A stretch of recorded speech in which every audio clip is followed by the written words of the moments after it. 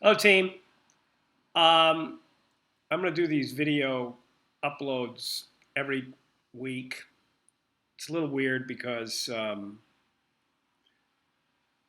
don't really have a clear sense of who's participating in the class because I have to upload this video before everybody's turned in their homework. I'm seeing some of you have turned it in. Great. It's early. I know it's not due till next Sunday. I'm actually recording this video on Wednesday.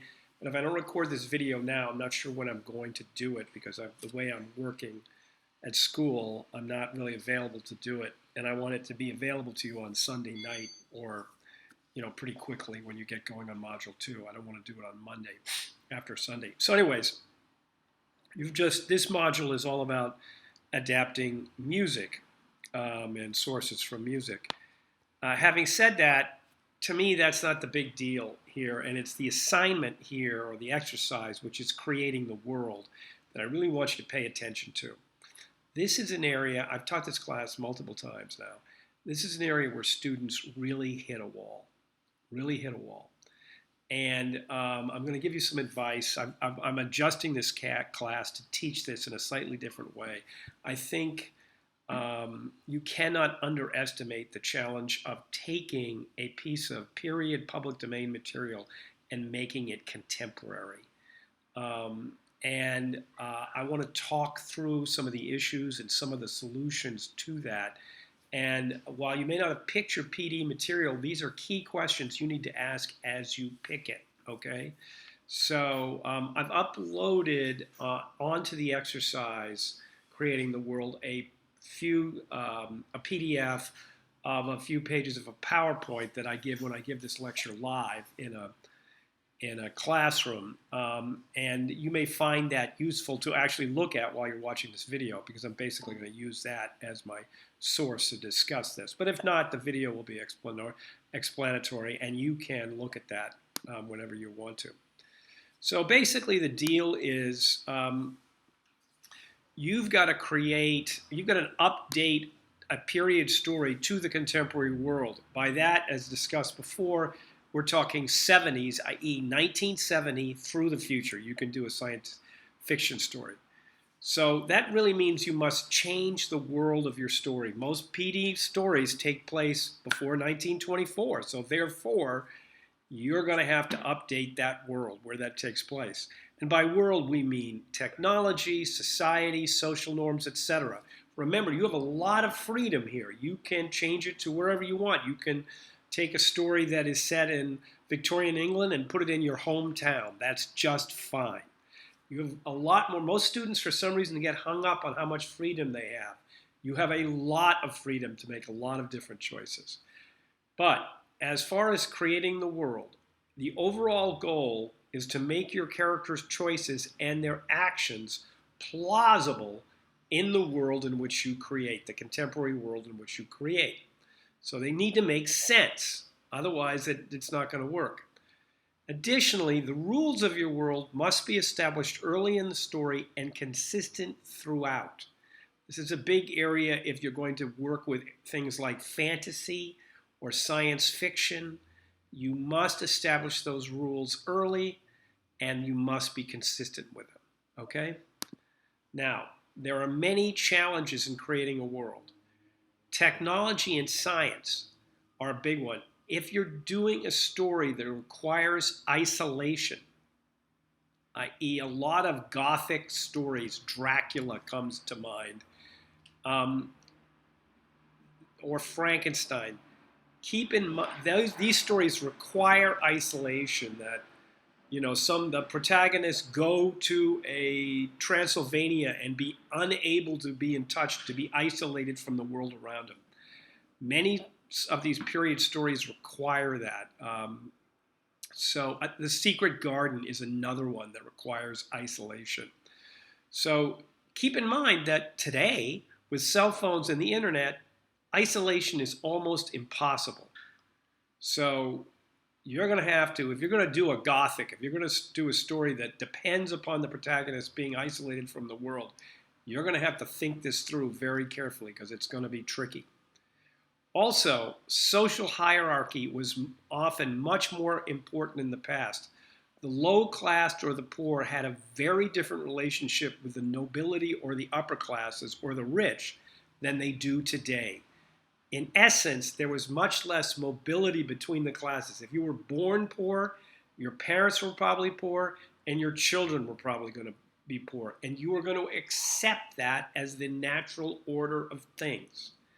That's the way much of Jane Austen's and Dickens' stories are told.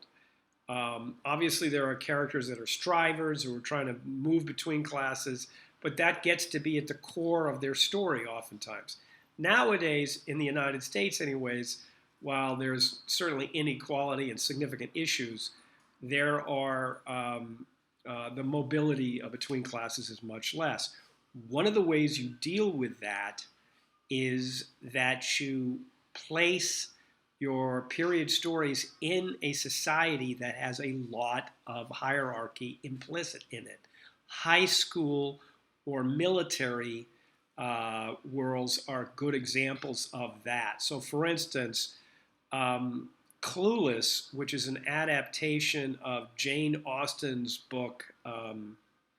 Well, it's an adaptation of a Jane Austen novel, at any rate. I'm trying to remember what it's called.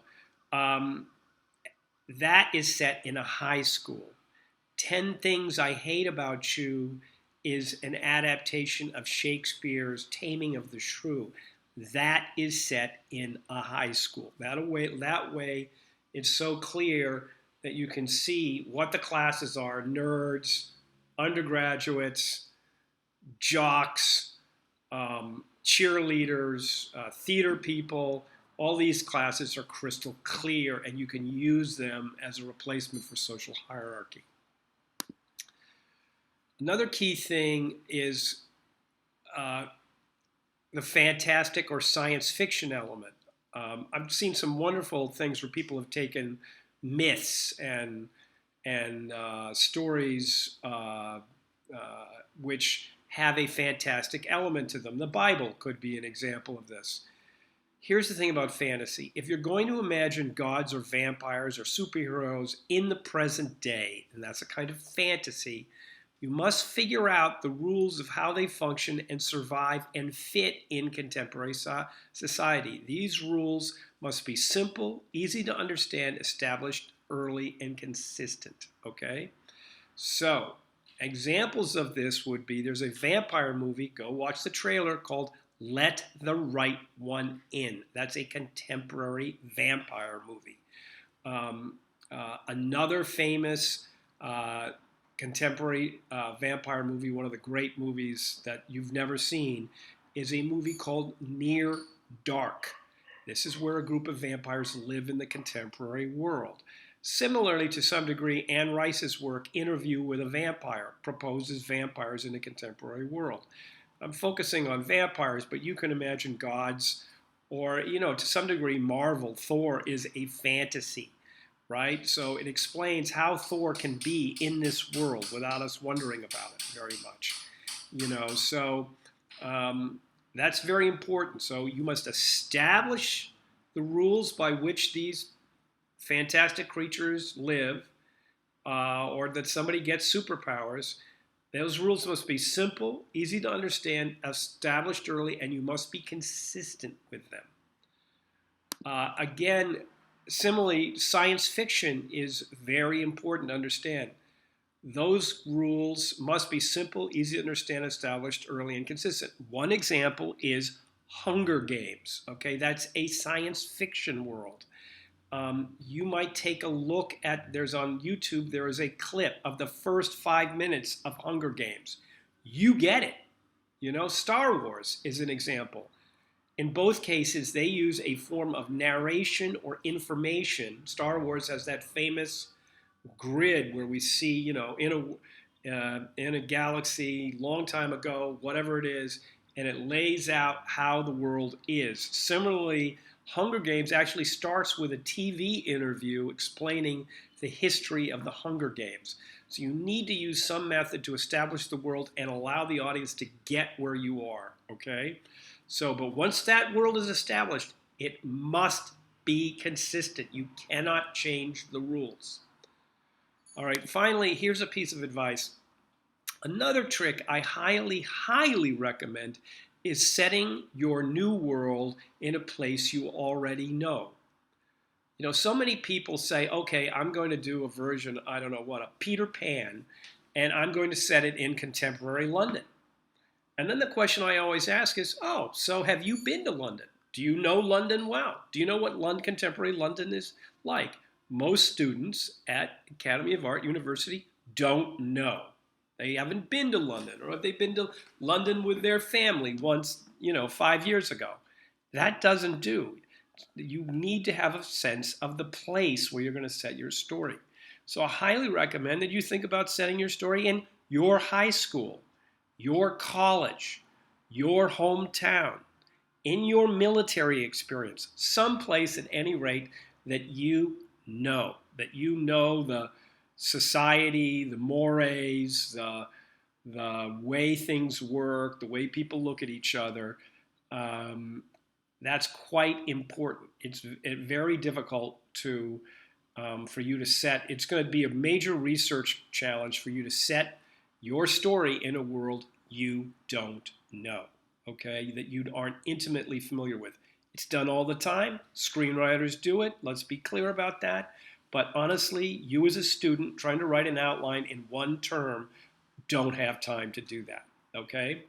So those are my pieces of advice on this. Uh, I will talk to you guys soon. Ciao. Weird.